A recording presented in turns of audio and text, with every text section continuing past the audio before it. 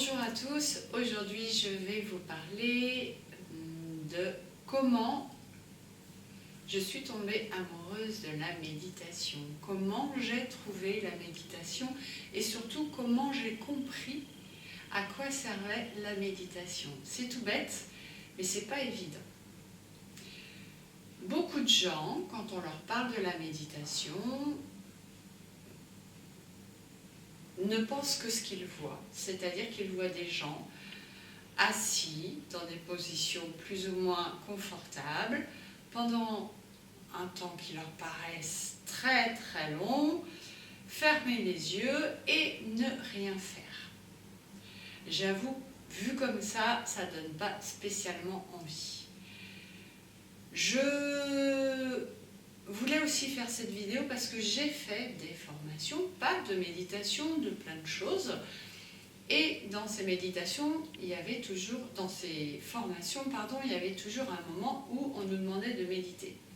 Et je me suis rendu compte qu'on n'explique pas forcément aux gens à quoi ça sert de méditer, comment faire pour méditer, quelle est votre méditation pour vous, parce que chaque personne a une méditation qui lui convient, une ou plusieurs. Mais il faut déjà, pour savoir quelle méditation vous convient, il faut qu'on vous explique à quoi sert la méditation, comment s'en servir, comment la vivre, pourquoi est-ce qu'on reste comme ça rigide pendant des fois une bonne heure. Et la dernière fois que j'ai fait une méditation, avant d'être vraiment accro à la méditation, c'était avec un ami.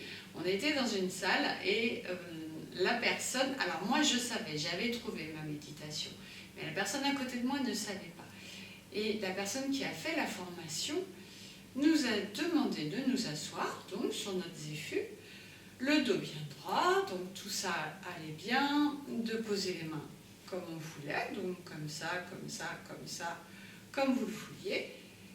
Et elle nous a lâchés, elle nous a dit, voilà, vous fermez les yeux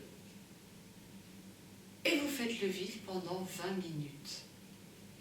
J'ai ressenti un fou rire arriver parce que je me mettais à la place de mon ami qui, pour lui, a paniqué en se disant, mon Dieu, 20 minutes en fermant les yeux, en ne faisant rien, en restant dans cette position, assise, le dos droit, je ne vais pas y arriver. Et effectivement, quand je lui ai demandé comment il l'avait vécu, il l'a très très mal vécu.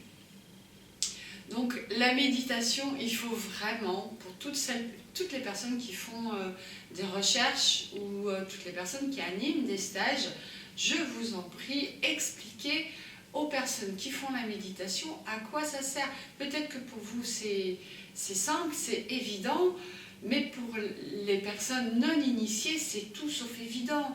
Arrêtez de bouger, arrêtez de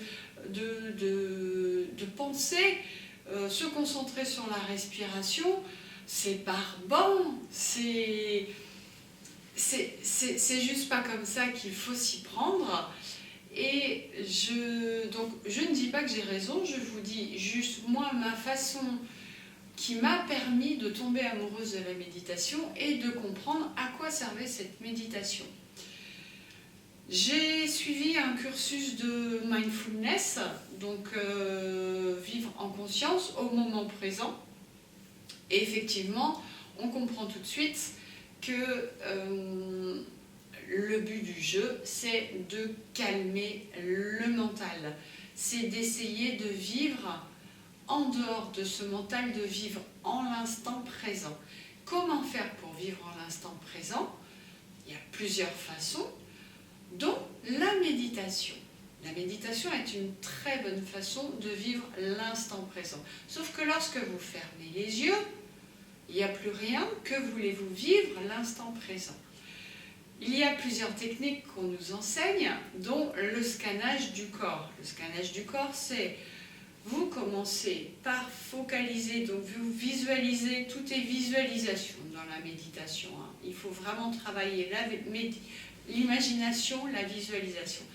Donc le scannage, c'est-à-dire que vous partez du haut de la tête et vous scannez les ressentis que vous avez de là jusqu'aux pieds. je vous le dis en 2 secondes, ça doit prendre 3 quarts d'heure normalement. C'est très fatigant, c'est très ennuyeux, c'est très long. Je l'ai fait une fois, ça m'a suffi, j'ai mis 2 jours à m'en remettre et j'ai failli lâcher l'affaire parce que franchement je ne me voyais pas passer 3 quarts d'heure tous les jours à visualiser mon corps centimètre par centimètre. Et effectivement, le moment présent était là, effectivement je lâchais prise avec, plus ou moins en tout cas, avec mon mental, et je voyais bien quand mon mental essayait d'arriver, là je le chopais. Donc ça c'est pas mal pour ça. Par contre c'est très ennuyeux. Donc moi j'ai trouvé la méthode qui me convient, c'est-à-dire que je me suis focalisée sur ma respiration. Alors j'ai pas essayé du tout de la contrôler. J'ai juste fermé les yeux, donc assis, et j'ai respiré tout doucement. Et je me suis concentrée sur ce qui bougeait à l'intérieur de mon ventre. Donc qu'est-ce qui bougeait lorsque je respirais? Et j'ai trouvé ça assez sympa, en fait, de faire connaissance avec mon corps, comme ça, avec l'intérieur de mon corps. Et je savais, parce que j'avais déjà une initiation, qu'à l'intérieur du corps, il y a nous, il y a notre soi. Ça, il faut déjà l'avoir un petit peu compris. Donc on sait, quand on est concentré à l'intérieur de notre corps, qu'il y a autre chose que notre physique, qu'il y a une présence, qu'il y a notre conscience. Et le but du jeu, c'est d'arriver à trouver à quel endroit de notre corps se trouve notre conscience. Parce qu'elle est là, tapie, et elle essaye de se manifester, ou en tout cas, elle travaille petit à petit, comme une petite fourmi, à améliorer nos ressentis, nos énergies. Elle travaille, elle est là, et le but est de la trouver. Et la méditation en respiration lente, en conscience et en présence nous aide à la trouver. C'est-à-dire que je reviens, donc vous êtes en train de respirer doucement, et à un moment, vous vous mettez en alerte, vous allez essayer de ressentir à un endroit de votre corps, il y a quelque chose qui va bouger. Soit votre orteil va vous gratter, soit votre bras va un peu bouger, soit vous allez ressentir comme une petite décharge électrique, n'importe quoi. À chaque fois, ça change. Le but du jeu, c'est justement de trouver cette petite chose dans votre corps qui bouge. Et là, ça doit vous poser question. Tiens, il y a de la vie dans mon corps. Alors, je vais suivre. Je vais voir s'il y a autre chose. Donc, de cette petite décharge électrique, par exemple, le poignet, vous restez concentré. Et là, en fait, vous commencez à être en arrière-plan. C'est ce qui s'appelle être en arrière-plan. C'est-à-dire que vous êtes attentif à votre ressenti. Vous n'êtes plus dans le mental, vous êtes focalisé sur votre ressenti.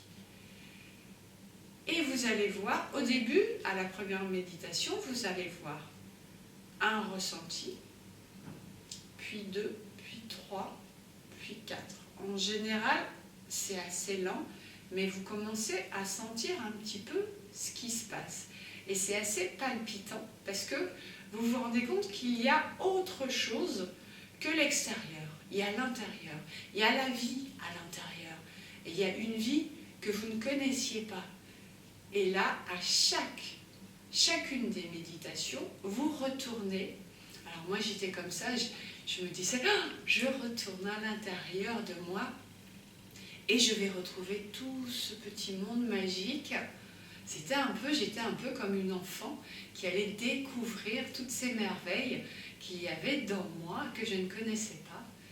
Et au fur et à mesure, vous allez vous remettre en arrière-plan et vous allez vous connecter avec votre conscience. Vous allez la sentir, je ne vous dis pas comment, ça va venir naturellement. Déjà, rien que de faire cette méditation, de vous mettre en arrière-plan, vous allez ressentir de plus en plus votre mental qui va se calmer, presque s'effacer, en tout cas vous allez presque plus l'entendre, tellement vous serez concentré sur la vie à l'intérieur, sur votre conscience. Et là, je vous souhaite une belle aventure. C'est le début de tout un parcours. C'est le début d'une rencontre merveilleuse. Je ne vous en dis pas plus. Voilà, donc c'était ma rencontre avec ma méditation en connexion et ma rencontre avec mon divin. Et ça sera pour plus tard. Voilà, je vous souhaite une bonne journée. Namasté.